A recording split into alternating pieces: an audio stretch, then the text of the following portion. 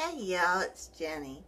It's Brain Injury Awareness Month, and I wanted to talk about two things that are high, top of the list pretty much for most, if not all, brain injury survivors, for myself and for almost every survivor I've ever met online and talked to. And I've read their posts. And those two things are top of the list from what I've seen and I experienced myself is memory loss, be it short-term memory, which seems to be the biggest. It is for me and it is for so many.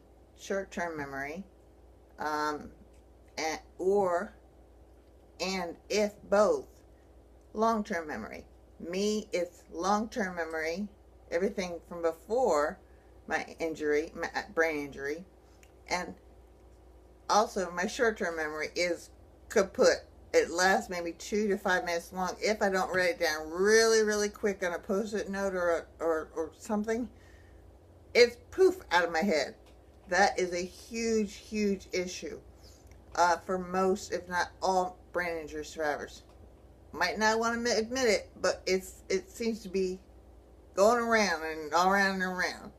The second one, and a lot of survivors don't even seem to recognize it, is we seem that we have what's called fatigue, and everybody has fatigue, and a lot of people think it's chronic fatigue, but that means it would be all the time fatigue.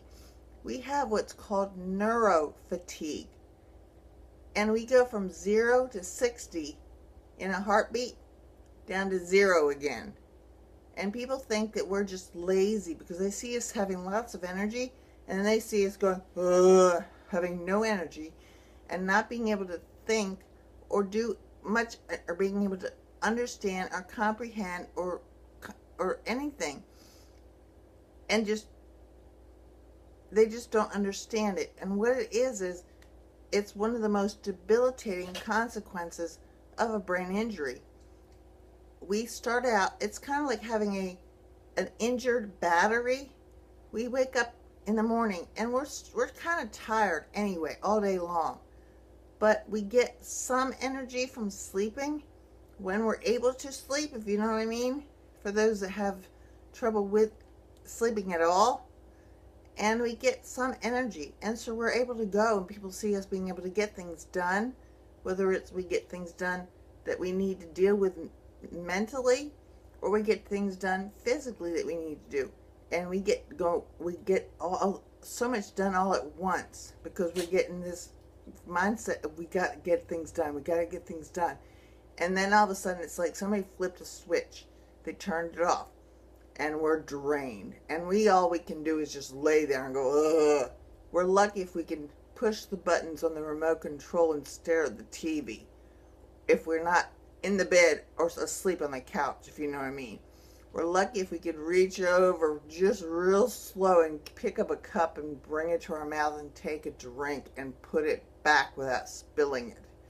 And then people are like, well, you were up getting things done earlier. Why don't you get up and get something done?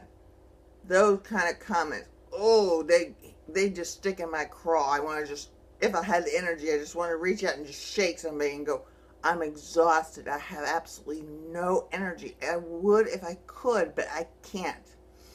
And we go through this up and down. It's like we're high energy, and when we have zero energy, we get high energy and zero energy. It's like we never get a full charge, and that's neurofatigue.